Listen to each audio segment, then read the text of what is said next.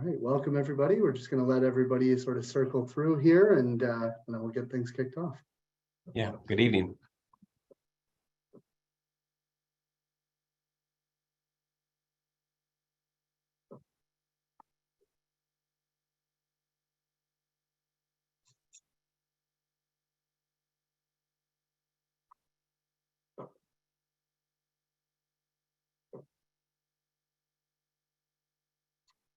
Surprisingly, as a dentist, I don't like being late. So like for me right now, I'm like trying to be patient.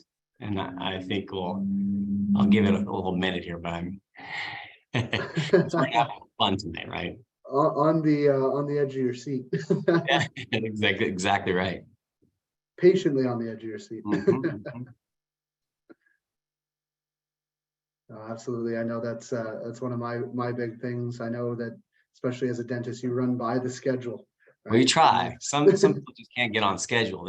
They're running on a 15-minute late schedule. And so for me, I'm kind of like, hey, it's 5 o'clock, it's 8 o'clock, let's get going. I like it. No, absolutely. I mean, that's exactly, I always joke because dentists go, oh, well, we all live by our schedules. I said, oh, so do I. It depends on whose schedule it is, right? Yeah, that's always the tough part. Okay, thank you.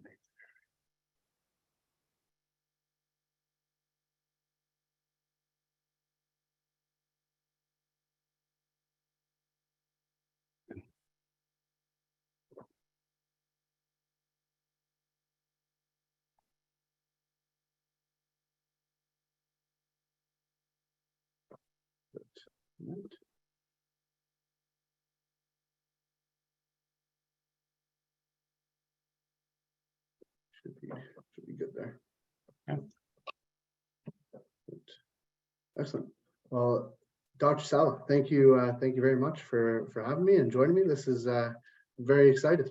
I'm excited as well. Thanks for being here, Matt. I appreciate it. I think from the Clear Impact members who are on the webinar right now, I know we're all excited for some maybe not overly exciting topic, but everybody who's on it needs some importance of that. So I appreciate everybody showing up on a nice Wednesday night. I know in Reno, Nevada, we're awaiting a storm. We got a storm coming in. We're hoping for some snow skiing, and in Toronto, you got your winter going on as well, right? Yeah, we do. It's cold. It's sitting just below 28 degrees today, so it's a little chilly. Weird thing about Toronto though always is that it gets really cold at the beginning of November, and then we get about a week and a half of beautiful weather again, and then it drops off. So you get a little false hope. You did it. Yeah, exactly. Well, good. Well, we'll kind of get going here, Matt. So to all the people on the webinar, thanks for spending an hour with us. We're gonna make this worth your while. We're gonna have some fun. I was gonna do the Ferris Bueller interview or Bueller and make it really boring, but I just can't even get that off the ground right now. So what we're gonna talk about today is the lease and what you need to know about your dental lease. And I was actually kind of excited because I found out about this earlier in the year that as the CEO of Sala Family Dentistry, we were off track. And we'll kind of go through that a little bit. But today, for people who are on, I want to give a little background on me and what's going on. I'm the CEO of Sala Family Dentistry. I've been running the corporation for about 4 years. I've been a dentist by training for 20, but I've been running the practice for the last 4 years. We've been on the Inc. 5000 fastest growing companies twice in the last 5 years, which is quite great. We have one practice. It's 17,000 square feet. We have like 70 team members, 8 doctors, 30 operatories. So I set the vision, and I lead people, and that's pretty much what I do on a day-to-day operation. As part of that, I am the VP of Business Development for Clear Impact. And I think that's how everybody comes through on this tonight. Almost all people come through as a Clear Impact member. And we'll talk a little bit about that. Clear Impact, what does it do? We're an exclusive partner of Henry Schein, and we're very proud of that. We show doctors how to grow their top line, by education, webinars like we're doing tonight, continued education and the like, so they can know how to grow their business in a trusted fashion. And we're going to talk a lot about trust tonight, Matt, because we are going to boil some of that down. Also, as part of Clear Impact, we do look at the bottom line to make dentists strong and independent, so they know they can protect and grow their bottom line as well with amazing discounts. And we go toe to toe with the big players in the dental industry of corporations. So that's what the independent dentist does, is they glom on to Clear Impact, and we're more powerful in numbers. And that's kind of what we do is, so we bring them together and show them how to grow their business. We see that Clear Impact members are like 17% growth rate per year, which is amazing as a group. And then we show how to make their bottom line better by us binding together exclusively with Henry Schein. And I feel like we make independent dentists more strong and keep them independent, fiercely independent, because there's a battle going on and we're very proud of being independent. I'm not talking about the other side. I'm only going to talk about my side. And my side is all 700 of us in the Clear Impact as members. We're very proud of what we do. So tonight, what we're going to talk about is I walk the walk, right? So I know what it's like to run a practice. I know what it's like to be a wet finger dentist. And then we're going to pair us up with Cirrus, which is you. And I'm going to show the reasons why the lease is very important, because, you know, I'm a dentist, we have Clear Impact, and then we bring in a trusted Clear Impact partner like Cirrus. And basically we kind of boil it down, right? I think of it like a balsamic reduction. We don't have to go through all that stuff, right? It's like, you know, the greater New York dental meeting going on. There's thousands of booths and it's rather overwhelming, let alone running a practice. Then you go to all these booths and then you're like, is this good? Is this bad?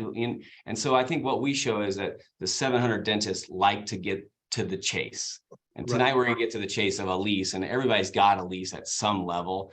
And then we'll kind of go through that motion of like, what do I need to do, and action items. So tonight, CE is a part of it. That's a nice perk for sure. That's a value add. But the truth is, the biggest value add is at the end, getting the lease buttoned up. And I know for me personally, peace of mind is what I got. I know now that, you know, building a 17,000 square foot building it's a big deal, right? And it's a big deal for my future and my assets in the future, but building in general, and then not having to button up, and then knowing I'm buttoned up is exactly what we're going for. So Matt, thanks a lot for being here with me on your Toronto 8 p.m.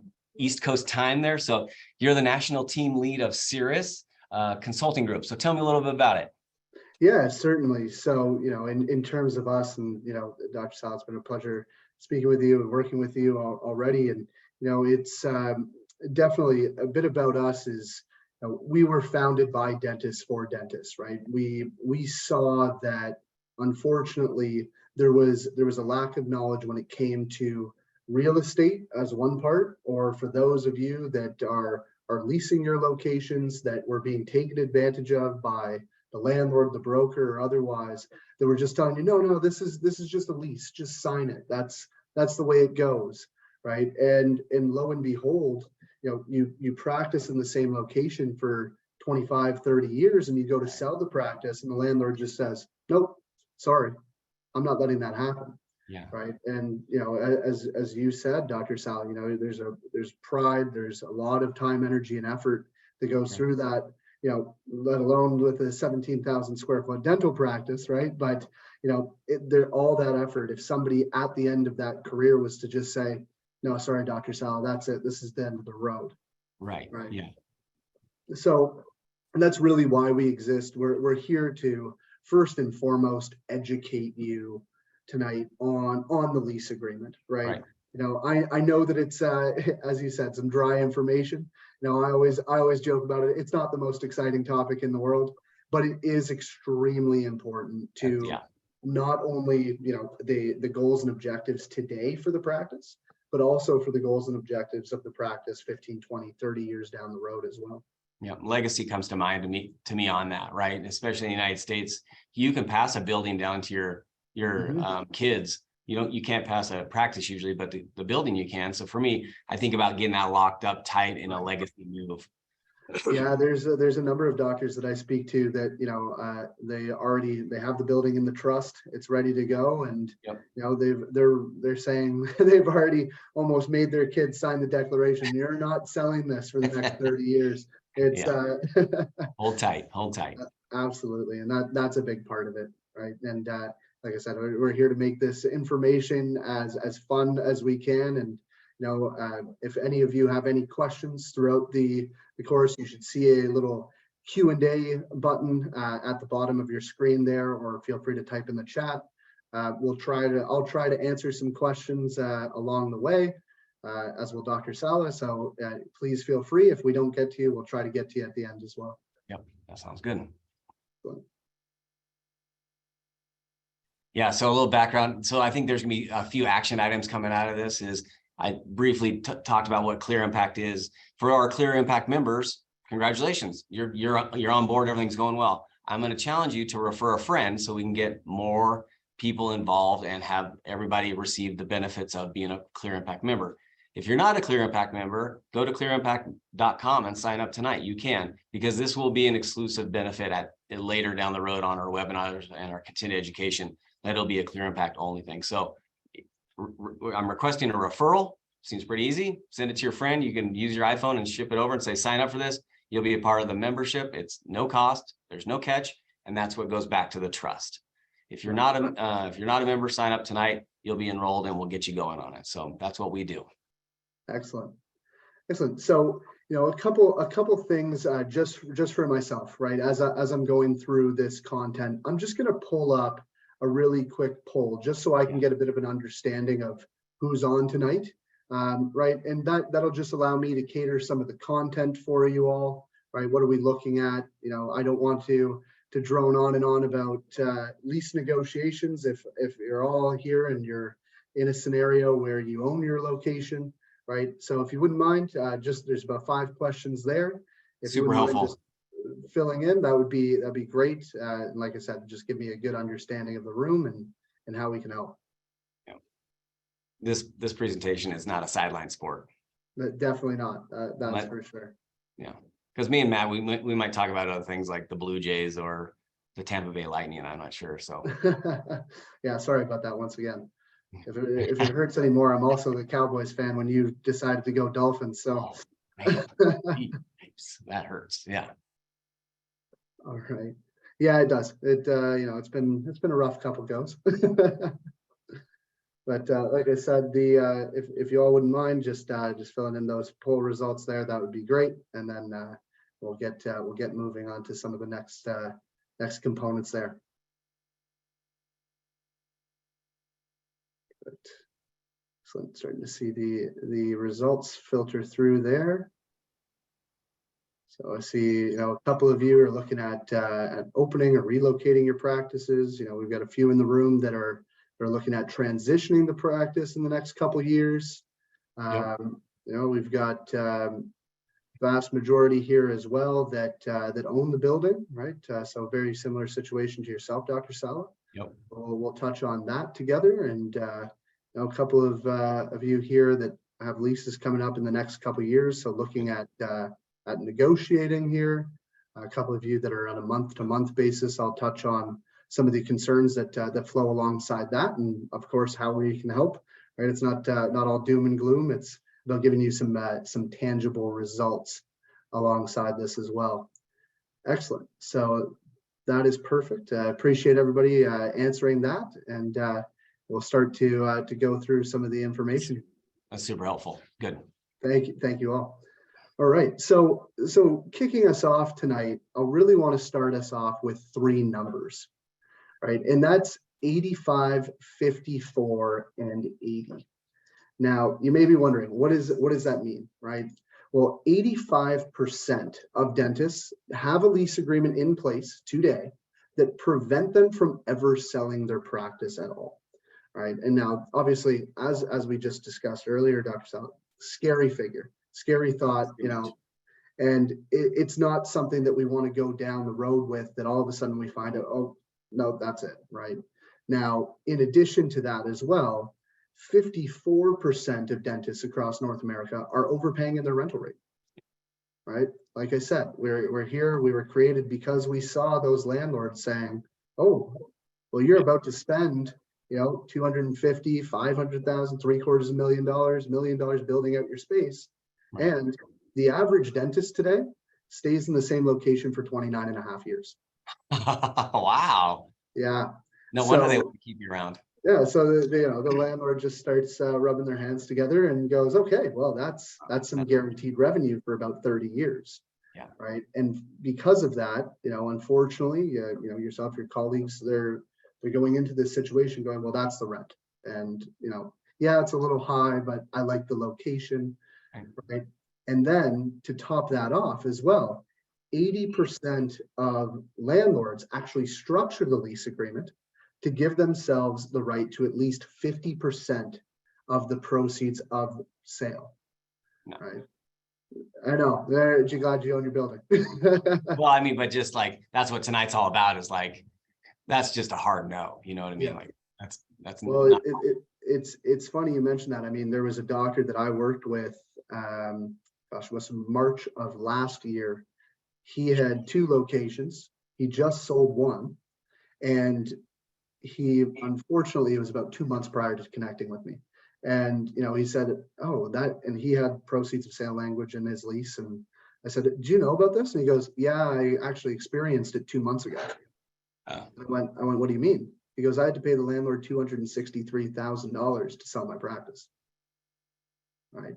So all of those components, they're big, scary numbers, but this is all what it's about, right? Let's take a look at that lease. Let's make sure we know what's in it, right? Not only if you're leasing your location, but also for all of you that own the location as well. Yeah. Right. It's really, some of the purpose of the webinar, what we're going to be discussing together today, Dr. Sala, obviously, is why you need the lease when you own the building. Right. For those of you that are leasing your locations, we're going to go through the 7 key financial negotiables to focus on through that next renewal. Right. Giving you some of that really tangible feedback, as I mentioned, uncovering any traps that may be in that either that lease or in your actual commercial real estate scenario. Right. That's the big one too, is that, you may think, oh, I don't have a lease, everything's cool. Not the case, right? We got to take a look at that. And I know we'll touch on that in a bit. And then, of course, as you mentioned as well, right? How do we keep each and every one of you independent, and growing and driving that revenue? We're going to talk about how we can protect those profits and how we can really maximize, the production, maximize those profits as well. I mean, how far up is rent on the top items that a doctor has to pay for? I mean, it's got to. It is their second most expensive. Is their second highest expense. Rather. You got payroll then rent. That's pretty much payroll then rent, exactly. Yeah. And like I said, unfortunately, many just go, oh, well, that's the rent, right? And it's not the case, right? There's so many different things to do with that. And even more apparent now in today's environment, you know what I mean? Like the last 12 years, it's been pretty much, life's been pretty up and up, right? But right now you're getting squeezed a bit more, and it makes it even more important to get it buttoned up. Yeah, and there's some landlords now that are proposing on doctors' renewals 5 to 7% annual increases. Yeah, we were dealing with. I remember when 3% annual increases were high, right? Mm-hmm. Everybody was sitting around 2.5. Yeah. Right. And everybody was like 3, and now we're going to 7. So taking advantage of that and that tenant, as we said, but also how to strike while the iron's hot as well, where there is some of this uncertainty that's sort of the air of uncertainty that's going around right now. So just a little bit more about us. In terms of myself. As Dr. Sala mentioned, I'm the national team lead. I manage and oversee our consulting team across the United States. I do a bit of business in Canada as well, and managing the team up here, obviously based in Toronto. But I myself, I travel down to the US as much as possible.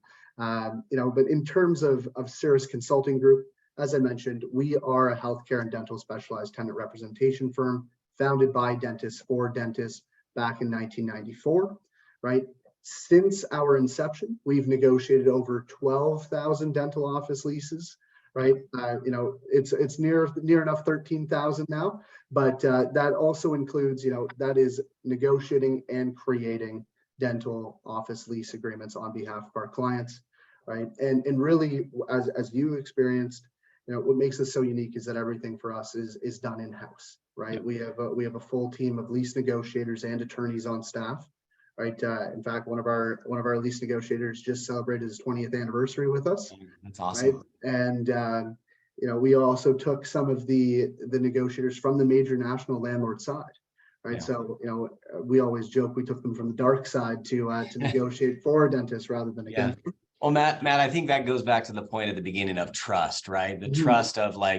trust of Clear Impact members getting great deals through Henry Schein exclusively, you know what I mean? Yeah. And then also, like when we were talking at the beginning of our relationship, I was kind of poking holes in the trust, but you look at your stats and you're going, I mean, anything over 10,000, they say is mastery, right? So you're going like, you guys know the game, and I appreciate that, right? Because I'm not going to come on a webinar and promote something that I don't know about, right? Because Of course. you know what I mean? Like, we're not going to do this. This is good for the members. You guys are great at what you do. And I think that's why we align so well. I completely agree, right? And I think that mastery component is always a nice badge to put on our shoulders there. Yeah. But greatly appreciate the opportunity to speak with everybody. Right, we're hosting one of our many CE accredited webinars right now. Yeah. Awesome. We lecture at some of the major components as well, but very, very happy to be here with you tonight, Dr. Sala, and looking forward to speaking with all your members. Yeah. And seeing how we can help out. Yeah, that's great. Now, I know that we wanted to, in the spirit of making this more interesting than just reading off of slides, I know we wanted to make this an open discussion. Like I said, for any of you that are in attendance, you want to ask questions or otherwise, please do. But one of the first components, Dr. Sala, that we talked about earlier, and when you experienced firsthand, but right. Which was why did you need that lease for your building? And how did that whole situation transpire? Yeah, it unfolded rapidly. I actually have a statement that I say frequently that if there's smoke, there's fire. Yeah. And so when I was talking with Eric, and Eric was supposed to be on tonight, so we're going to give him a little love because I know he's got a few other things going on. But Matthew, we're excited about having you as well. But I want to give Eric some love. Absolutely. Eric just asked me one question, Todd, how is your lease? And I was kind of like, I think it's good, because I honestly didn't know. There's so many things going on. You add 13,000 square feet. The lease isn't necessarily on the top of the list, right? Right. It's on the list, but clearly in my case, I think ours just basically looked like we cut and pasted from a lease online. And yeah, when he asked me that, it just made me kind of do the Howard Stern used to do this question where he would ask females, "Are you pregnant?" And when you ask a female that, it's a distinct yes or no, right? And if they go no. But if they go, well, then there's a little gray zone in the middle, right? Right. So in my case, when I said it out loud, I was kind of like, I don't know. I honestly don't know. And it just made me curious about what I needed to get done. And that's where I think the beauty of it is your guys' background, your mastery, my unknowing, but my smart enough to, we were talking about the book, Who, Not How. Exactly. I wasn't thinking, how do I get a lease? I was thinking, who's going to help me with the lease? And that's where you guys came on board. So, and for me, going through the process, super simple, slick, very personalized. And now I just feel confident going forward in the movement. Excellent. Well, I greatly appreciate that. And, one of the examples, exactly as you said, is that, super personalized is that, as you said, you may have downloaded it from the internet, and I might have. That's probably the most common location of owner occupant leases that I see. Is I go, where'd you get this from? It was like, well, I went commercial office lease and just downloaded it, right? And it's like the DIY portion of your business that you're like, don't DIY this portion. Yeah, exactly. Exactly. And that sort of brings me to my next question for you as well. Dr. Sal, what were some of those red flags that when Eric started to go through that scenario with you that really still stuck out to you, or stick out to you even now?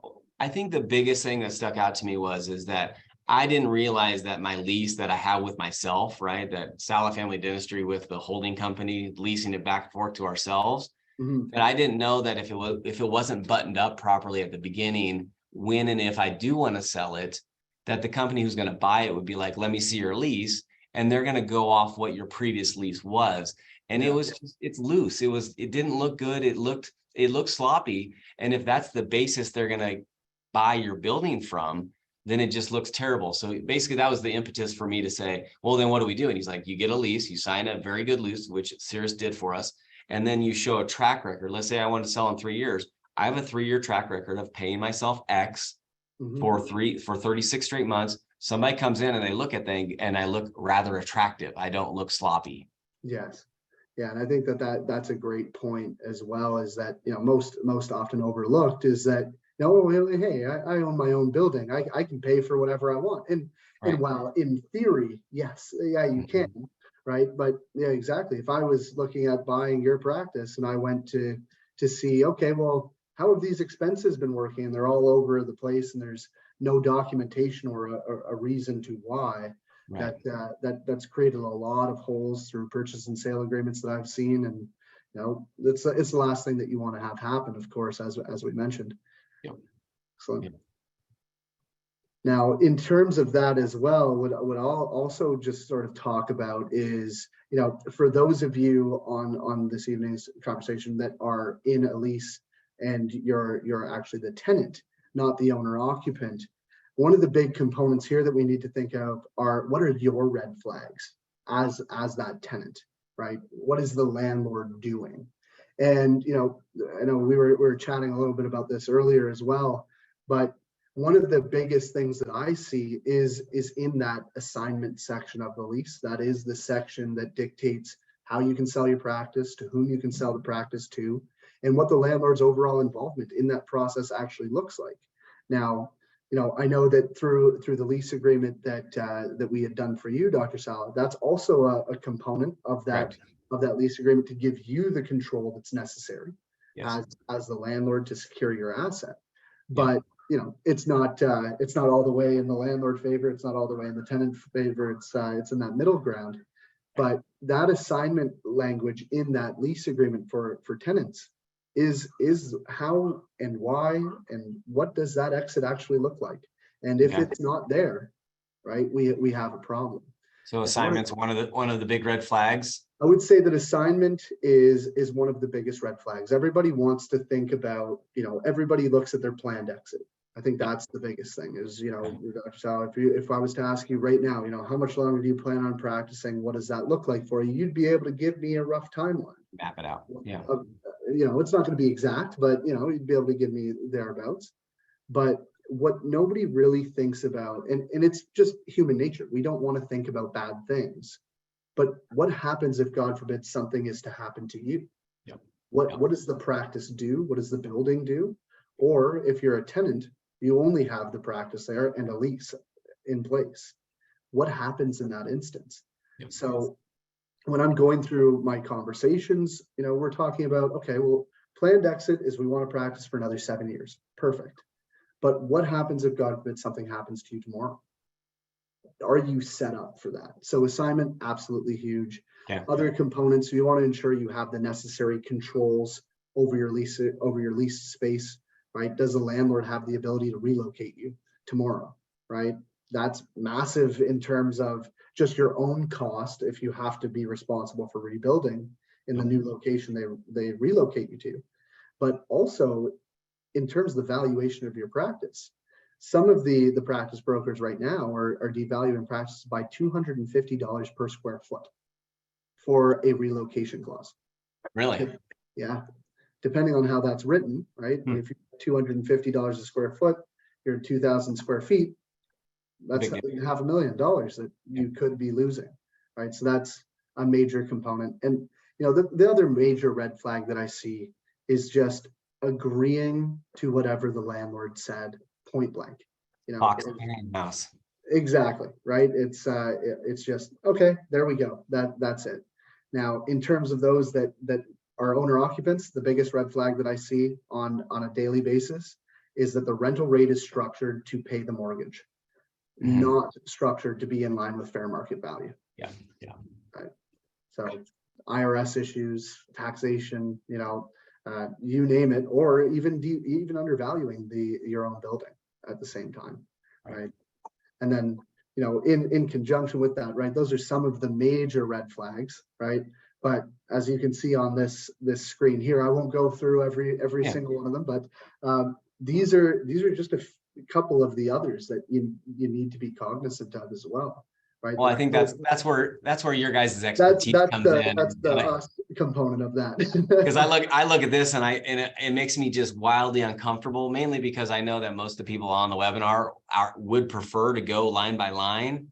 And I think the cool part is what you guys do is like on that first hour phone call is you guys chop this up into bite-sized pieces to find out actually real stuff. Because I mean, like that top one, the pandemic language.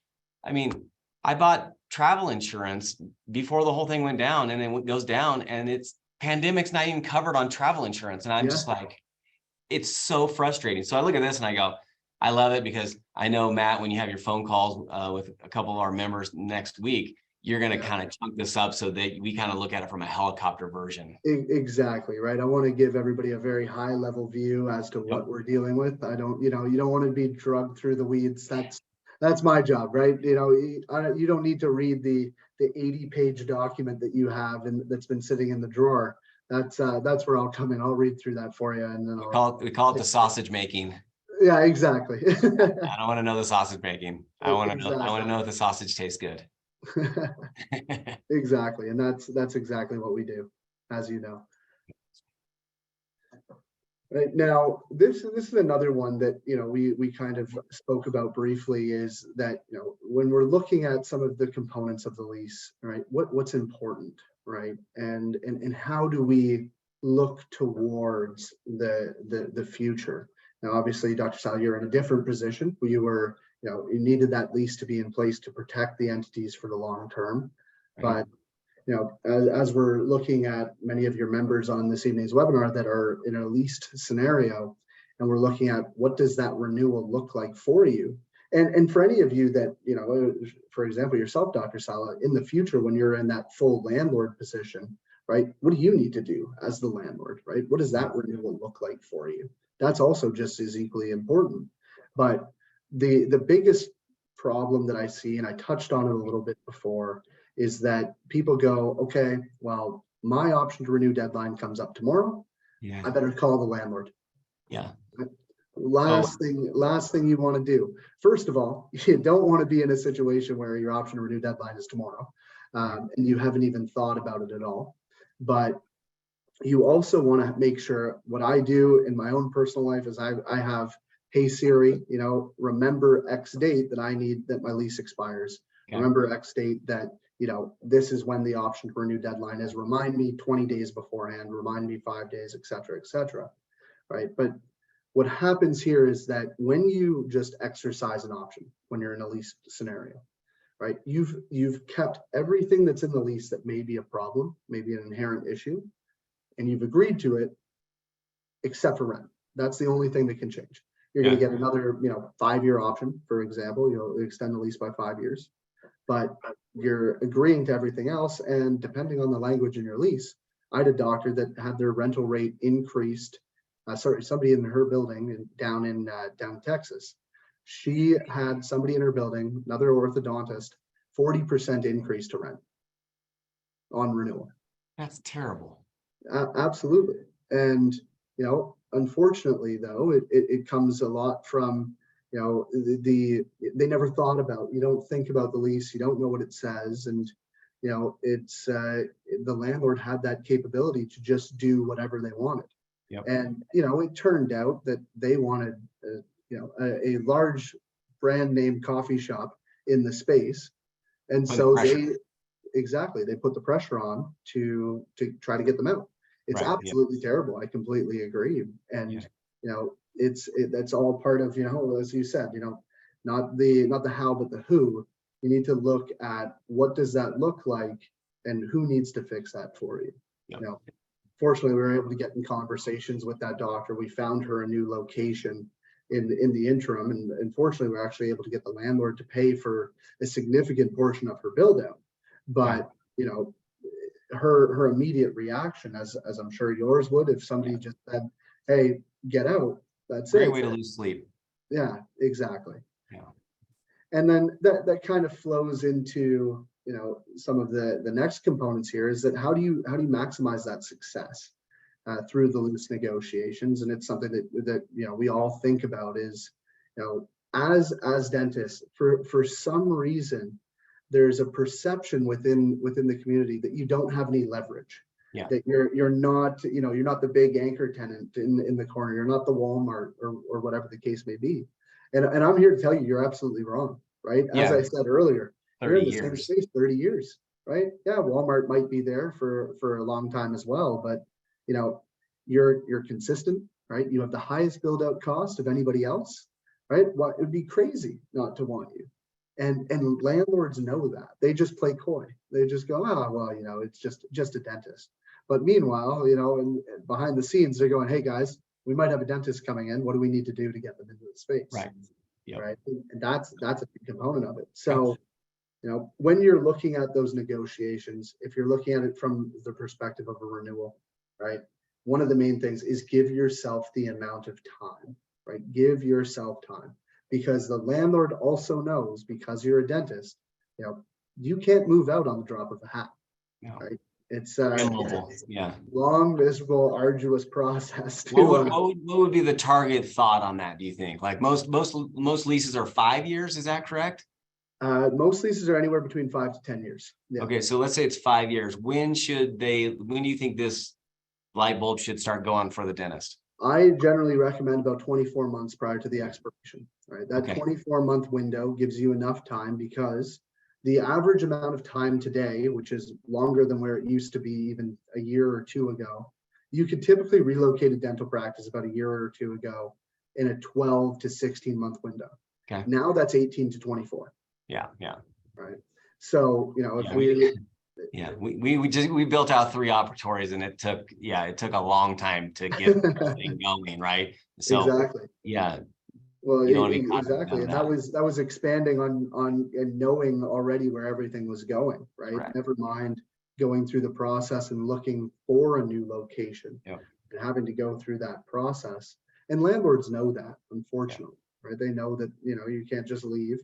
So what they like to do is, and for many of you that know what your option to renew deadlines are, right? Your option to renew deadline may be 3 months prior to the expiration of the lease. Okay. That's tactful, right? Because you at that time, right? If you're staying, right? And that's a key component there. So give yourselves time is one of the biggest components I can say to maximize. When you meet the dentist, Matt, so because I know you meet a lot of them, what is the number one question they actually ask you once they find out what Cirrus Consulting Group does? Once they're like, it's all about the lease. What's the question they ask you? Well, there's 2 main ones I get, which is, you know, what's the worst thing that's ever happened to a dog that had a clause that looked exactly like mine? All right. That's worst case scenarios. Yeah, they want to know the worst case scenario.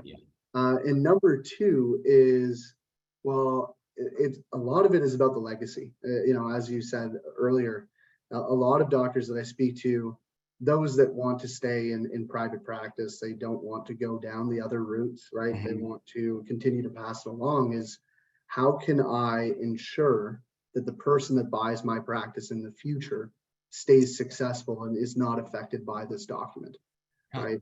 The first one is just typically like, oh, well, that's really bad. What does that mean? Like, tell me the worst one. The cocktail horror story. Yeah. Exactly. Okay. And then the other ones are very sort of more wholesome, going, I want my practice to live on. How do you protect that through this documentation? Right. Now, the next thing here as well is that, you know, what are some of the top things that the landlord doesn't want you to know? Right. And you know, this is the question that you asked me, Dr. Sala, which was, you know, hey, what is the landlord really, you know, looking for behind the curtain there and peeking behind the curtain? And we've said it a couple times, is that it's your value as a tenant. They don't want you to know. They want you to keep thinking that you're in this little box, Yeah. and that, oh, well, you're only, 1,700 square feet. You're only 1,500 square foot tenant. They want you to think that. They Yeah. also want you to know that their primary motivation is term, right? All the other terms and provisions of the lease, which can be extraordinarily detrimental to you as a tenant, realistically, for the most part, if the term and the options and the rents are favorable enough to the landlord, Okay. they're willing to give you some concessions on all the other components. That's Right? nice. That's nice to Well, hear. that's not saying that, we're going to give the landlord all the rent in the world that they want, but, there's always that back and forth. Okay. That's a key component there as well. Now, in terms of the documentation, in terms of the lease, and this is something that, you and I can go through together, you having experienced it firsthand, is that why is that lease really needed for the building? What does that really do for you? And I think that this was some of the major questions that Eric had asked you Yeah. in your first conversation together. Yeah, this is where unconscious incompetent came to mind. I was like, I don't know, and then basically kind of going, I really should know this, or at least know who to talk to get this information, right? Yeah, certainly. And I would urge everybody that's on this evening's webinar, take a picture of this. If you have a moment, just take your phone out, take a picture of this. These aren't questions that I'm telling you got to answer right away, but if there is some sort, exactly to your point, Dr. Sala, is that, if there's that weird sort of, I have no idea, or maybe there could be, you want to know the answer to that. Well, I think this looks very similar to what dentists get from their patients every day. Mhm. And you just take out the top line and put in root canal, and the Right. patient asks the questions. The doctor knows all the answers, right? In this case, I go, well, you tell me what you recommend, and I'm going to agree to these A, B, and C's to get it so we know exactly what it's going to look like at the end, because you should be telling me what I should be saying to these answers. Exactly. And that's absolutely right. And that's all part of our conversation, that first initial hour phone call that you had. That's awesome. And that's the who, right? That's us walking you through that process, and uncovering things that you might not even have thought of, right? It's exactly as I said to you earlier. You can I could look at how to do a root canal, but I couldn't figure it out. That's right. Well, I know when I had my hour-long talk with Tiffany at the beginning, it kind of felt like, it's like, we know what a trust looks like, we know what a will looks like, and we know we should have those. And when you go through the questions, you're kind of like, I never thought about that. Right. And when Tiffany was asking me the questions, it just kind of, everything comes into focus on what my ultimate goal is, right? Right. My brother's ultimate goal in the future is X. What are we going to do? And then everything stacks up accordingly. And that's a feeling you get. That's when I got done with that phone call, I was like, that was awesome. That was really good. I'm glad to hear that. And that's is something that is shared by a multitude of individuals that I speak with after that conversation. That it's not something you usually think about, and once you do, you go, okay, well, the big thing that we always strive to do, and one of the reasons we were created, is that peace of mind. Yep. Right? We want to ensure that once we've taken care of this for you, right, you've got it covered. And we're still here. You ever have any questions, we're always here to answer them and be advisors for you. But we want to give you that true peace of mind that you all deserve. Right. Some of the other aspects here, just once again, for any of you, I saw a couple were looking at starting your first locations. Awesome. Right. This is a very, very exciting time in your life. There's some big decisions ahead, but this is a key graphic that I know helps. Right. Is that there's a lot of you that think, okay, well, I want to own the building, which is great. Absolutely. Look at Dr. Sala, of course. But look at some of the components that come along with it, right? There's a larger financial investment that's coming up front, right? You get to become the landlord, which is good, right? You don't have anybody taking your proceeds of sale, right? You get to earn that rental income. There you have more flexibility in that regard, right? You have a little bit more control over the property and the freedoms there. But looking at the leasing component, right? There's a lesser financial investment up front, right? You're only building out the space. You're not building the building or acquiring the building, then building out the space, right? Which gives you a little bit more working capital and room for working capital to build out that practice, etc. And one of the other things is that it gives you some flexibility, right? If there is an area of town that you're in, I was talking to a doctor, he was in an area of town that when he moved in, it was beautiful, it was fine. And then slowly that neighborhood started to deteriorate. But he owned his building. So he had lost value on the location, which is unfortunate, of course.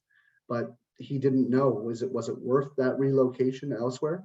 Or was it not? Right now, that's not something that of course happens in every day, but it is something that some doctors that they think about it, they're not sure if they want to be tied to that location from the very beginning for the rest of their lives. But I think that's where you guys would come in, because you guys have so much research to go look through on, just the sheer data you guys have to advise one way or the other, right? Because I know for me, I of course, if for the people starting their practice, I would be like 70% I think should own and 30% should lease. That would be just off the top of my head percentages. Right. I get that would be a shotgun approach, but if you get the phone call, then you get to determine what, where it is and is this the best long-term solution? Because if you're going to be there on average 30 years, how, it's a big investment and you need advice in that direction, not just on your own.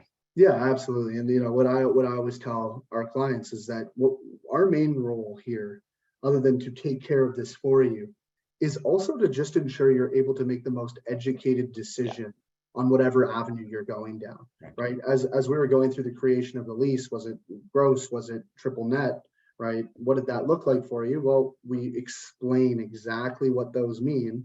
And we go, well, based off of your situation, this makes more sense. Ultimately, it's your choice, but this makes more sense, right? And that's what we're here to do. We're here to hear. That's good.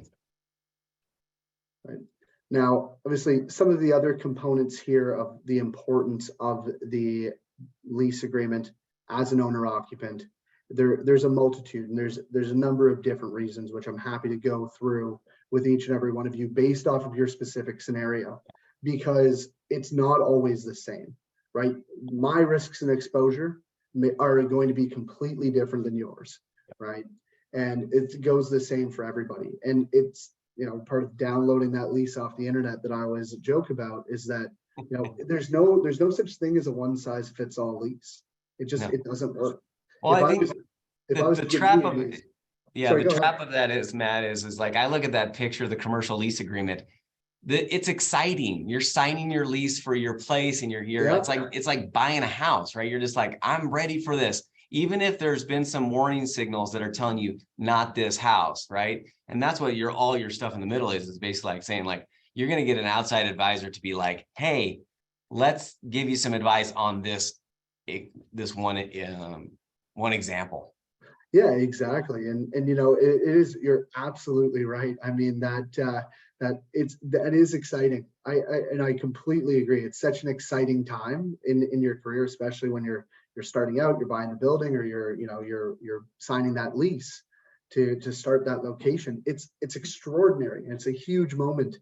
But the way that I always like to describe that lease agreement, it's like a check, right? Yep. You know what the dollar amounts are up front, who you're paying it to, but what are those 80 other terms and conditions that come along with essentially $1 million that you're signing right there? Yeah. And in the instance of owning the building and occupying, what are all the different liabilities that you've just automatically exposed yourself to by signing that dotted line and opening the practice in that building? There's a lot of documents, and there are a lot of documents, absolutely. And that's where you have your two separate entities, the one that owns the real estate, the one that owns the practice, right? There's obviously a number of different reasons. I'm not here to take place of anybody's tax attorneys, taxation, your accountants, your attorneys. I don't know your wills and estates, but those are components that you need to think of when and I encourage you to think of when we go through these conversations. So those are a number of components. And then in conjunction with that, when we look at creating that lease agreement for you, right? And this is exactly the exercise that you went through with Tiffany, was that you can't have the lease all the way landlord friendly. Right. You can't have the lease all the way tenant friendly, because either way somebody's upset, right? Either you have the tenant that's fully upset, or you have the landlord that's upset. And or you could reduce the level of attractiveness for your practice. You know, if you have a lease agreement that just states that you can't do anything but you have the space, you know, what level of attractiveness am I as a new buyer going to have to your location? Right. Yeah, maybe it's beautiful, your production is fantastic, it's everything that I dreamed of, but I look at the lease and I go, okay, well, once I sign this, I can't do anything. It's pretty unlikely that I'm going to move forward on that acquisition. Correct. Yeah. No, I mean, because this is just a true win-win situation. And it makes the most sense, right? It can't be too far tenant, it can't be too far landlord. It makes a lot of sense. Yeah, and I also find for the most part is that, you know, dentists as a whole are relatively, you know, you're fair individuals. You've seen what it's like on one side, and you don't want to be the aggressor on the other. And, you know, making that mutually beneficial, it's just everybody's happy. You don't want an angry tenant in the future, right? And, you know, even you, as through your own lease, you get to obviously have more leeway with yourself being the landlord, unless, you know, you get into a brutal fight with yourself in the mirror in the morning. But, you know, you have that fairness, and you get to experiment with some of those lines, but you keep that track record, of course, as well. Yep. Now, you know, just quickly transitioning into the negotiables for those of you that are looking at renewing your lease agreements. I know there's a number of you here, some month to month, or especially for any of you that are looking at starting the practice and are looking at leased locations. You have 7 key financial negotiables through this lease. Once again, I'm going to show you what they are. We deal with the how does that work, but this is what it is. This is where it's like a long day of work, and we're like, okay, I want you to go through the 7, but I want everybody in this webinar to be like, okay, I need to get the answer from somebody else. Exactly. Serious. Right. So here's your 7. Right. You have your base rent, annual increases, common area maintenance, fixturing, free rent, tenant improvement allowance, and your landlord work. All are different, but interrelated all at the same time, and they can all have significant impacts to your bottom line. Right. Especially something like tenant improvement allowance, right? It's not free money. Most people just think, oh, my landlord's a good guy. He gave me $250,000 when I opened my practice. No, he didn't. He did in a way, but you took that $250,000, you invested back into his property, and he baked that back into your rental rate, which you're going to pay back and more over the next 10 years. Correct. Right. Now, I'm never going to tell anybody not to take tenant improvement allowance, because it does help ease some of the financial burdens, but it's about what degree of that tenant improvement allowance are we going to take. Right. Once again, we have the software on our side to look at that and go, okay, well, there's 100,000, there's 50,000, there's 200,000. What is the net effect that has on our rental rate over the useful life of this lease? Right. And that way, once again, making sure that you're able to make the most educated decision. Right. The common area maintenance fees for any of you in a triple net lease, that is where you are responsible for the taxes, the maintenance, and insurance. And I believe we also had a question here as well about that. So the triple net and common area are semi-interchangeable terms. Triple net stands for paying taxes, maintenance, and insurance, or what we in the business call TMI, and not the too much information kind. So we call it TMI, right? And now through that, the common area maintenance component that you asked about, Doctor, that actually is just the maintenance component of the TMI. So it's baked into the triple net aspect, right? So you're paying your base rent as well as all the additionals on top, right? Which is, you know, very, very common to see for most doctors that are looking at, you know, owner-occupant scenario. I recommend that as well. There's more pass-throughs, there's more security. It also does help on the tenant side as well, because you have some visibility as to what that looks like. But it is important that the landlord isn't structuring it in a way that is taking advantage of you, which unfortunately many landlords do. Right. Now, some of the other ones here, for those that very similar to, the outline of the estate of your estate, these are another good list of questions for those of you that are in a leasing scenario that may not know when your lease expires, right? When your option to renew deadline is. Think of these components here as well. Once again, I implore you, please take a screenshot of that. We can always talk about this further. Yeah. But this is a lot of the beginning of my conversation with many of you, and same with the other slide, because if we don't know the answers to this, we don't necessarily know what we need the lease to look like for us, right? If we're just kind of going by the seat of our pants and going, oh, I hope it all works out in the end, it's not the way that you're going to yield the most profitability from the sale of your practice, right? Any financial institution these days, when they're looking at granting loans for acquisitions, equally as important, whether you're owner occupant or as a tenant, they need at least 10 years worth of term on that lease, right? So important that that's there. Now that can be an initial term, it can be an options to renew, it can be a combination, but some of you, I can guarantee it, have options in your lease that are not transferable, meaning that your incoming buyer can't exercise those, right? Yeah. Very problematic. Now, I'll go through just, we talked about that assignment clause, Dr. Sala. So I'm going to go through this at a quick level. I'm not going to make everyone go fast. Read through this. I know we're coming close on time. Well, I kind of want to give them the good part of what we're going to offer them at the end of this. So an idea. So I agree with the red writing we're going to go through, but yes, yeah. So we'll go through this. So just as I mentioned, this is the section of the lease for those of you that are tenants. This is the section of the lease that's dictating how you can sell the practice, to whom you can sell the practice to, and what the landlord's overall involvement actually looks like in the process, right? Now, there are a number of red flags here, and I'll start to outline them as we go through. Number one is that the tenant must have the consent of the landlord.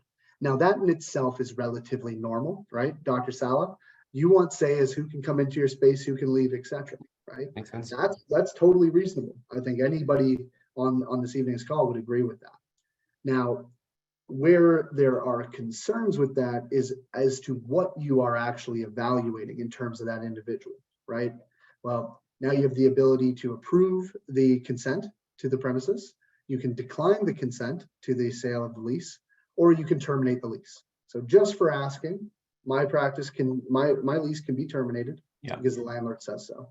Yeah. And that's obviously massive in terms of the valuation of your practice. A big component of that is the lease, as you know. And if it's not there and I don't have any location, what am I selling? Goodwill, maybe equipment, depending on how the lease is created. Yeah. Now, other component here is that the landlord also has the ability to increase the rent by 15%. At the end of just for asking. He says, okay, Dr. Sala, you can buy Dr. Donato's practice. Go ahead. But the moment you do, that rent's going up by 15%. These are all things that make all the dentists on this thing totally uncomfortable. This is exactly. These are those concerns, right? This is what needs to be fixed, and this is why we're here to fix it for you. Right. Yep. Right. This is that language that states that they can come after proceeds of sale, right? Just for selling the practice, they like to argue, well, it's my location. So thank you, right? And then it states that even they've done all of that, but they're also going to keep you continually liable on the lease as well. So if your future buyer goes in default, they have the ability to come after you. And for any of you on the call, depending on how you've signed that lease, you could be liable personally as well in continuity. Yeah. Right.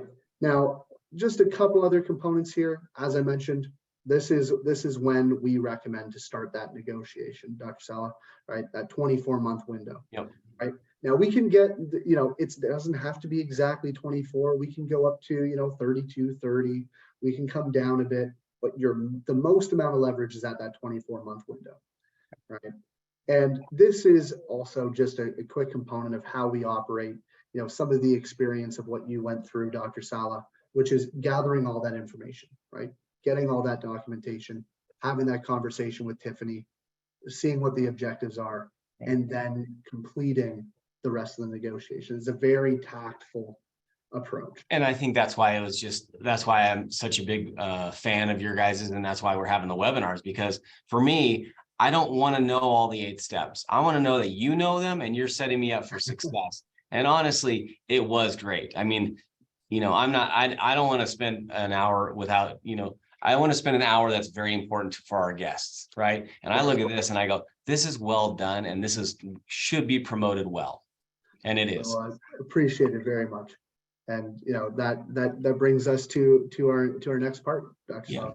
I mean, this is what we're offering tonight for all of our Clear Impact members, is the complimentary lease analysis. It's $2,000. Cirrus is willing to zero that out for you guys and look and do the whole risk analysis of what your situation is. And for me, that was kind of the game changer. I was like, yeah, I'll jump on that call. That sounds great. And then basically it opens up all the doors, like I said earlier, to button it up and make me feel like everything in the future is done. So that's what we're offering tonight. So I think tonight, so we're going to kind of wrap it up. Great job, Matt. That was awesome. I mean, that was really cool. It's fun to see, like, I'm kind of like halfway interested in leases now. And I'm like, okay, I want to learn more about this. So like I said earlier, Clear Impact member, refer somebody. We're going to give you $100 for referring somebody. If you're not a Clear Impact member, sign up, and then you get all the member benefits that we spoke of earlier. And then the final one, the third action item is, it's a no-brainer to sign up for this. And basically there's going to be we're going to send a quick survey in just a second to say, yes, you would like this. And then also there's probably going to be a code. There's going to be a code for the CE, right? We're going to need the license numbers to. Yep. So we're going to need the license numbers from those of you that have attended, right? That's also associated. We'll send you an email with the CE credit. Right. Now, in terms of the lease consultation, I've just put that up here for you now. Yeah. Anybody that is interested in the consultation itself, right? Now, as mentioned, we spend 3 to 4 hours analyzing now whether it's the lease or it's your commercial real estate situation. Right. Can't stress the importance. For any of you that answered, hey, I don't have a lease agreement, that's okay. We can talk about what needs to be done in the future. So any of you that are interested in that, happy to reach out personally. I mean, you're getting a $2,000 value for free tonight. It's pretty awesome. Certainly. But I will say this, Matt. Thanks for jumping on this tonight. I know it was kind of last minute for you, but you can tell you guys do this a lot, and I appreciate it. And I know our Clear Impact members in the future appreciate this. So, and then all the benefits that we get from it. Excellent. Well, Dr. Sala, it's been a pleasure. I greatly appreciate the privilege of coming on. I know it was last minute, but ultimately, I'm very glad that I got the opportunity to speak with you tonight. Well, when you're coming by Reno, the biggest little city in the world, we'll break a little bread, and maybe we'll go up in the mountains and do some snow skiing or play some golf in the summer. Sounds good to me. As a Canadian, I'm decent at skiing. I'll just put it at decent. I live too far from the Rockies. I like it.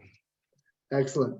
Well, I wanted to thank you once again, Dr. Sala. Thank you, everybody in attendance. We have both of our contact details there. For any of you on this evening's webinar that were either interested in the consultation, or even if you just have a question, guys, feel free to email me, and I'm happy to answer. That was the last thing I think, Matt, that I really like about Cirrus, is that it's not like they're going to get sent into this big, huge, giant business where they don't get any personalized experience. They're going to get you more than likely, right? At least to start off. That's correct. Yeah. So they're going to get Matt. Yeah. So and I appreciated that. If you call that number, that is my direct line. You'll hear my voice once again on my voicemail. That's my direct email. That's not going to anybody else other than myself.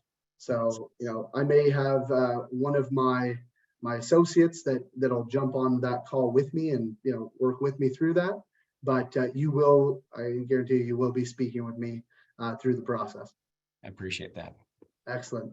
Well, thanks everybody for being on the webinar. I appreciate it. You get a CE, learn some information and peace of mind in the future. So thank you all. And Matt, you want to, what, we got a question, or are we done? Looks like we got somebody saying thank you. It was very helpful, which my pleasure. And Dr. Jafari, I look forward to hearing from you as well. Absolutely. Perfect. We appreciate the feedback. Okay. Good night, y'all. Thank you all. Thank you, Dr. Sala. Yep. Thank you.